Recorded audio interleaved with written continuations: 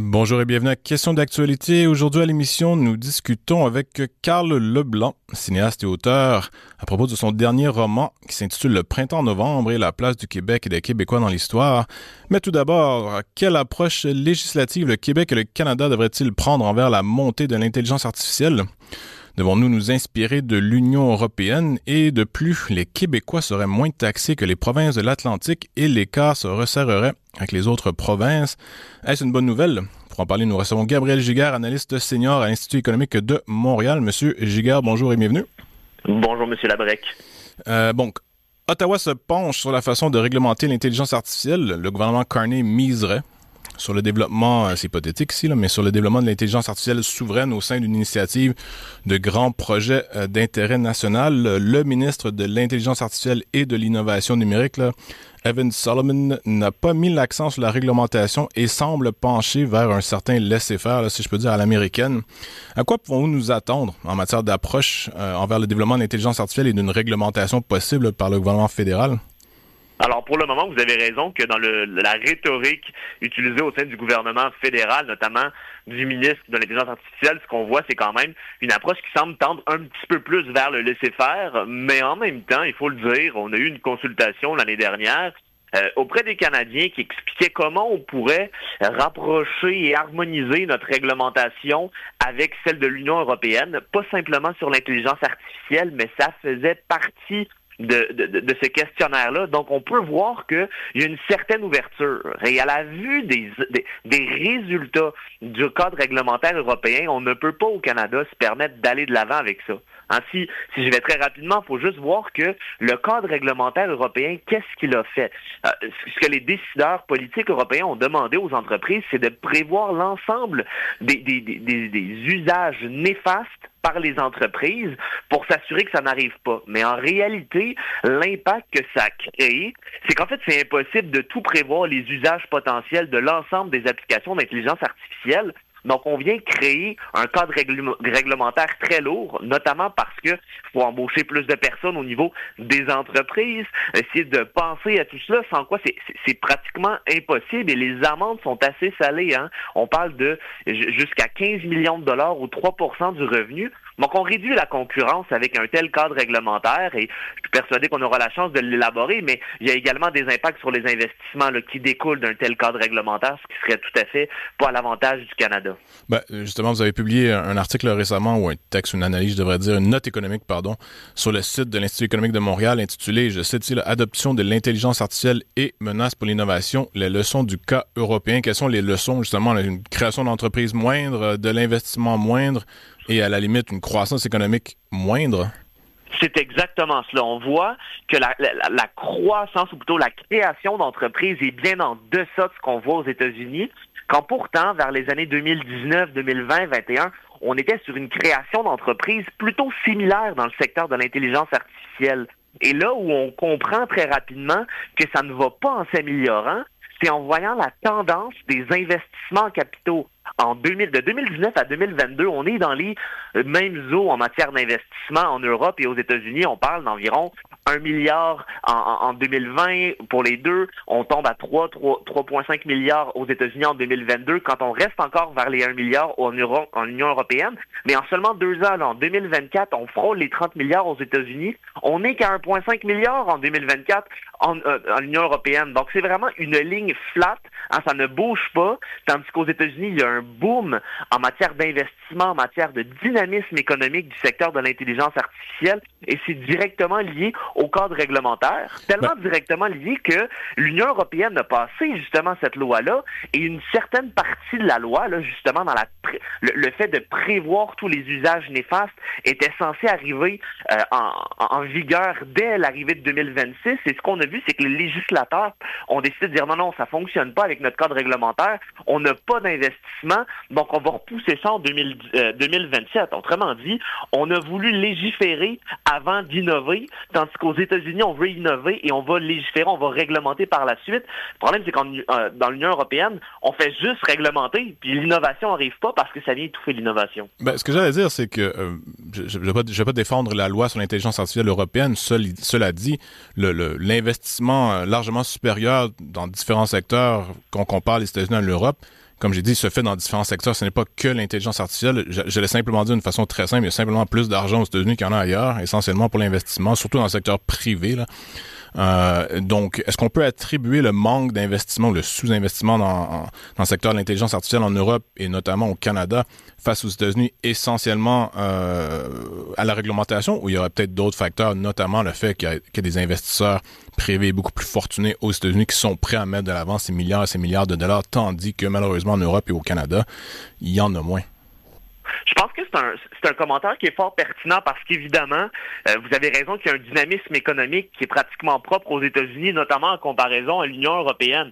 Par contre, si on jouait le jeu adverse et on disait les États-Unis décidaient d'adopter le cadre réglementaire de l'Union européenne et l'Union européenne décidait d'adopter une approche plus basée sur l'innovation américaine, je ne dis certainement pas que les chiffres seraient inversés, mais je pense quand même qu'il y aurait un écart bien moindre dans la mesure où le message qui est envoyé aux investisseurs, le message qui est envoyé aux entreprises aurait été le suivant pour l'Europe. Nous voulons que vous innovez, nous voulons que vous apportez des nouvelles solutions sans pour autant être étouffés par le cadre réglementaire.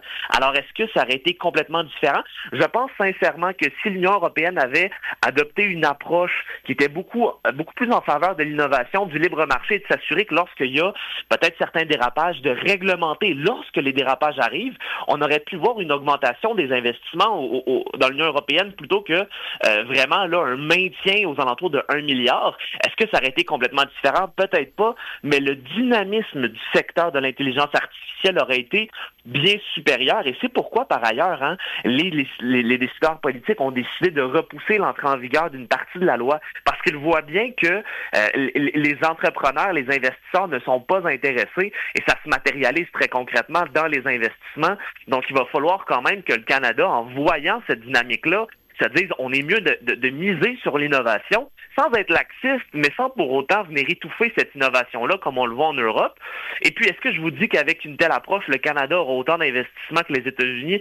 Bien entendu que non, mais on risque d'avoir un dynamisme beaucoup plus intéressant que si le Canada adoptait une approche européenne où on le voit et c'est démontré, ça vient étouffer l'investissement. Et puis, au final, il faut quand même se rappeler là que l'intelligence artificielle, d'avoir des fleurons dans l'intelligence artificielle au Canada, ça serait intéressant parce qu'on a déjà des bons centres de recherche à Montréal et ailleurs au Canada. Donc, de pouvoir miser sur ça, ce serait fort pertinent pour notre économie. Ne nous assurons pas de... Il faut simplement s'assurer de ne pas mettre des bâtons dans les roues comme on voit en Europe. Oui, on veut développer des grappes, comme on dit. Il y a un aspect, par contre, qui me semble essentiel à tout ça, c'est ce que j'appelle la géoéconomie, ou du moins la géopolitique, dans le sens où si on empêche par une surréglementation, on nuit, je devrais dire, au développement du secteur de l'intelligence artificielle, notamment au Canada et en Europe, on risque de tomber, d'accuser un certain retard, je devrais dire, face notamment à la Chine aux États-Unis, qui semble se démarquer à un point tel où il y a vraiment qu'eux en ce moment qui façonne, si on peut dire, l'intelligence artificielle à l'échelle mondiale et tout le reste est loin derrière tous les autres pays, toutes les autres puissances et il n'y a pas que de l'argent en jeu, il y a bien sûr l'influence économique et militaire qui vient avec ça.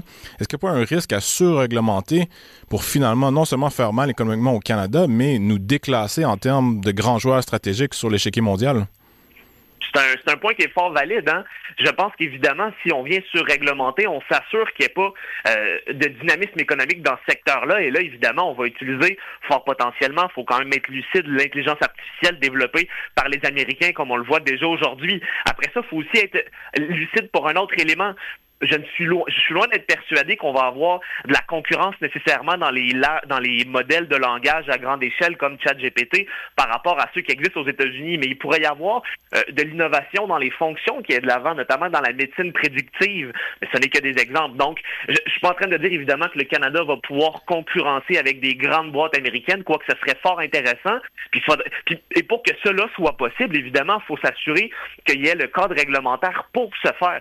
Et dans ce contexte-là, l'un des éléments qui me semble pertinent et qui s'inscrit dans la dynamique d'innover et par la suite de réglementer, ce serait quand même d'avoir une approche partagée dans la responsabilité entre l'entreprise et l'utilisateur, ce qui n'est pas tout à fait le cas encore de l'Union européenne, ou plutôt l'Union européenne décide de tout mettre la responsabilité de base sur les entreprises. Évidemment, il y a des lois si on fait un mauvais usage, mais à la base, comme l'entreprise doit déjà tout prédire, ce qui est impossible, là, mais les usages néfastes de l'intelligence artificielle, on n'est pas dans une dynamique de partage. Alors, ce serait important que le Canada ait de l'avant avec une approche davantage qui est mise sur le partage parce que on pense que sinon, ça risque d'être très compliqué puis le coût administratif trop élevé parce que c'est ce qu'on a vu en Europe. On a vu qu'il y avait moins de création d'entreprises et sous d'autres réglementations, pas exactement celle de l'intelligence artificielle, mais celle sous la protection des données. Ce qu'on a vu, c'est qu'avec un cadre réglementaire trop serré, trop sévère, eh bien, on a une diminution du nombre d'entreprises, une concentration. On vient réduire artificiellement la concurrence entre les entreprises. Et ça, c'est jamais bon pour les Européens ou juste pour les consommateurs en général. Oui, on comprend que ça s'applique à plusieurs secteurs. Deuxième sujet, j'allais dire la même logique s'applique à plusieurs secteurs. Là, bien sûr, la surréglementation peut mener à, disons, pas un ralentissement économique, là, mais à étouffer l'innovation. Mais deuxième sujet, peut-être plus terre à terre pour les Québécois. Les Québécois, justement, ne sont plus les plus taxés au Canada, essentiellement. Les Québécois sont moins taxés que leurs concitoyens des provinces maritimes. On l'est encore un peu plus que les provinces qui sont à l'ouest du Canada, donc de l'Ontario jusqu'en Colombie-Britannique. Mais un article de la presse du 8 janvier dernier de Francis Vaille intitulé « L'écart défavorable avec les autres provinces diminue » dénote que le taux d'imposition global des Québécois, comme je dis, serait inférieur aux provinces atlantiques, mais quand même encore légèrement supérieur, mais que l'écart entre l'Ontario, Alberta et Colombie-Britannique notamment se rétrécirait, l'écart d'imposition avec le Québec. Vous devez être plutôt content de cette analyse, Gabriel Giguère, à l'Institut économique de Montréal. C'est un peu ce que vous prônez, je allais dire en permanence, là, réduire la taille de l'État, réduire la fiscalisation, réduire les impôts, notamment pour le Québec, spécifiquement pour le Québec. Donc ça doit être, je vais dire, une petite victoire pour vous. Alors, on est partagé sur la question. Évidemment, si on paie moins d'impôts au Québec, c'est une bonne chose. Mais quand on regarde très concrètement le calcul qui a été présenté dans l'article que vous faites référence, ce qu'on nous parle, c'est évidemment de l'impôt sur les revenus. Hein. C'est très intéressant si ce n'était que l'impôt sur les revenus. Mais maintenant, ce qu'on voit, c'est que ça implique la taxe sur la consommation, les cotisations sociales. Bref, c'est intéressant. Mais on vient soustraire les crédits d'impôt. Donc, tout ce que l'État redonne. Alors, on réduit cela pour dire, essentiellement, vous payez beaucoup d'argent en matière d'impôt sur le revenu. La taxe sur la consommation au Québec, environ à 15 % lorsqu'elle est combinée, est plus élevée qu'ailleurs ou à plusieurs endroits. Les cotisations sociales sont également élevées. On peut penser notamment au régime d'assurance parentale québécois. Maintenant, ce qu'on vient dire ensuite de ça, c'est qu'on soustrait tous les crédits d'impôt qu'on reçoit. Mais quand on regarde l'état des finances publiques au Québec, ce qu'on dit, c'est, regardez, vous êtes moins pire, vous payez moins d'argent que les provinces de l'Atlantique, vous payez plus d'argent que toutes les grandes provinces comparables en matière de population, ça il faut le dire et on y reviendra. Mais en réalité, ce qu'on nous dit pas, c'est qu'au Nouveau-Brunswick, on a 1 milliard de déficit, pendant qu'au Québec, on en a presque 12-13 milliards. Donc ce qu'on dit, c'est qu'on vient redonner de l'argent, mais on s'endette. C'est un petit peu particulier parce qu'au final, il va falloir leur payer cet argent-là. Ah, donc, dans cette perspective-là, on nous explique qu'on paye un petit peu moins d'argent, mais on s'endette beaucoup plus là, quand on regarde l'état des finances publiques du Québec. C'est ce que l'article dit au final. Il dit que si le Québec avait le même taux d'imposition en ce cas trop particulier, essentiellement, notre déficit doublerait d'une année à l'autre. Si on garderait les mêmes dépenses. Donc, ici, on parle de baisser les impôts pour les particuliers, mais sans baisse des dépenses, on ne fait qu'accroître le déficit et donc, à terme, la dette. Effectivement. Donc, dans cette perspective-là, je pense qu'il faudrait vraiment... j'ai envie de dire que c'est intéressant comme chiffre, mais je trouve également intéressant la comparaison avec les grandes provinces. De se dire, c'est quoi la différence au Québec, là? Le fameux modèle de l'État-providence très lourd au Québec, si on le compare en Ontario, je pense que c'est vraiment un point de comparaison que le gouvernement aime faire, mais pour chaque habitant, là, pas chaque payeur de taxes, faut le dire, hein, c'est pas chaque contribuable, parce que le montant serait beaucoup plus élevé, là, en matière d'économie. Hein. Un enfant de 5 ans ne paye pas de taxes et d'impôts, là.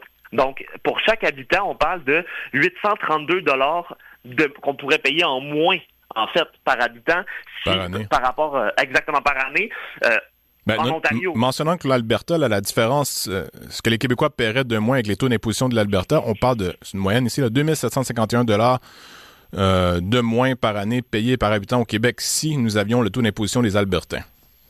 C'est à peu près 105 $ par paye. C'est juste, prenons un moment, là, 105 $ par paye net de plus dans nos poches. C'est une épicerie, comme on dit. Hein.